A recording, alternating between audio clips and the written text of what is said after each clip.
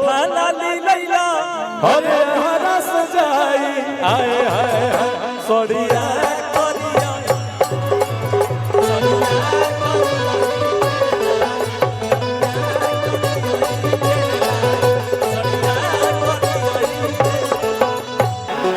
भैया आराम से आराम से आराम से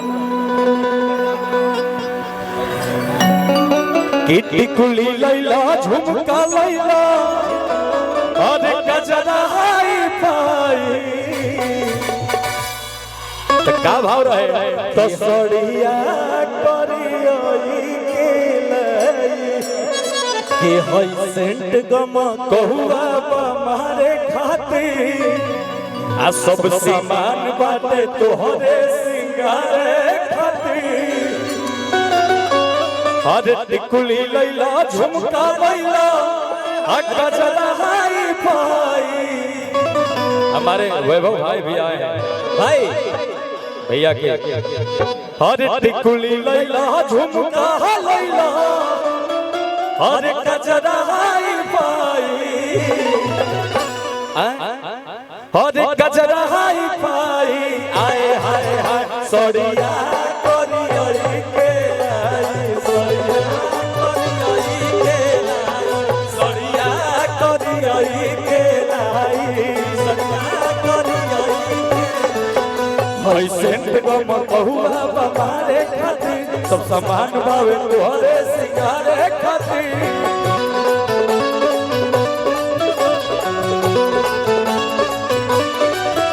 हई सेंट गम कहुआ बारे खातिर सब सामान देखिए भैया भैया दिन तक देखिए जब मामा अपना भगिना से प्यार करे ले तो ऐसा ही पैसा के बारिश कर दे। हेलो हाँ ये देखिए मामा का प्यार है।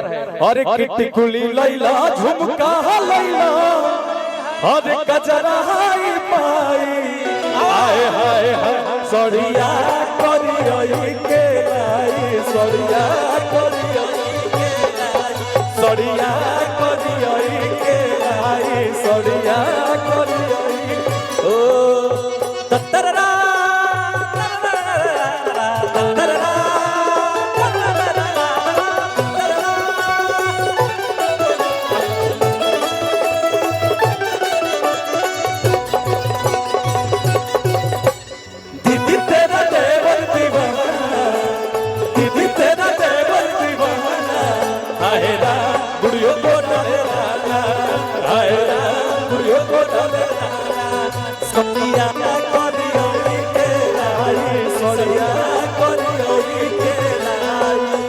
बहुत सुंदर भाव सड़िया में लागो बे सबरिया राजा जी लागी ना केहू के नजरिया राजा जी। दिन तक हेलो रुकिए आइए आप मंच पे आइए। कहाँ से आए हैं आप इधर से आ जाइए मैं बुला रहा हूँ आपको। भैया एक फैन है भाई कहीं से आए हैं रो रहे हैं आप आइए रोने की जरूरत नहीं आप मंच पे आ जाइए। हेने मजे नहीं होने चले का हाँ होने भाई लोग खोजता बुलावता लोग अरे कितना हरा में सूट करी सूट हो हरा का गोरे गोरे हवा में चूड़ी हरिहरा का और की महंगा वो ढाली लैला अरे हरा से जाई कि महंगा उठाना ली लैला अरे हरा से जाई आए हाय सड़िया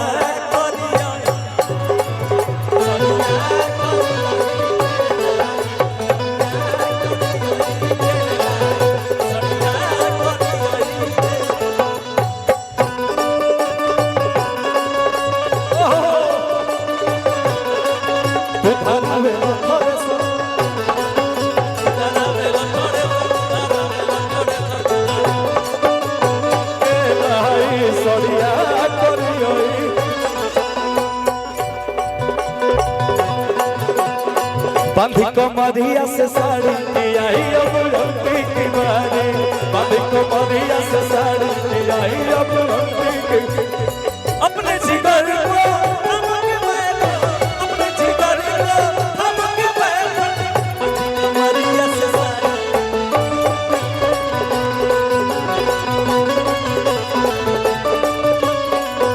सरिया करियो के आई सरिया करियो। देखी लड़किया कहलस का कि 6 महीना नहीं कहब सब पीक के अलाई लाई दे तोरा जा बजरिया से कीन के। हेलो मेरे गोविंद मामा उपस्थित हैं तो मैं कैसे कहूँ कि राजा कि लाई दे तो मामा बजरिया से कीन के कि 6 महीना नहीं कहब सब पीक के लाई दे तो मामा बजरिया से कीन के।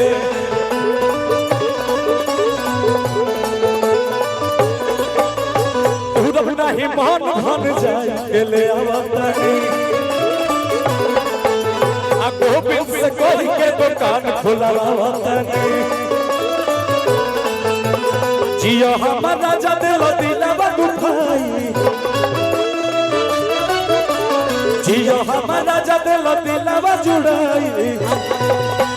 राजा भैया थोड़ा तुम है नया जो भाई राजा भैया आज कुछ ज्यादा डांस कर रहा है क्या बात? मैं डांस नहीं कर रहा हूँ, मैं एक्टिंग कर रहा हूँ। एक्टिंग कर रहे हैं ना मेहरारू बोलिए कि एक्टिंग कीजिए।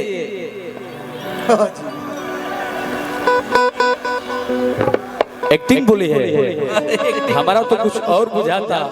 ब्याह के बाद राजा भैया कुछ और डांस कर रहा है, ज्यादा डांस कर रहा है भाई।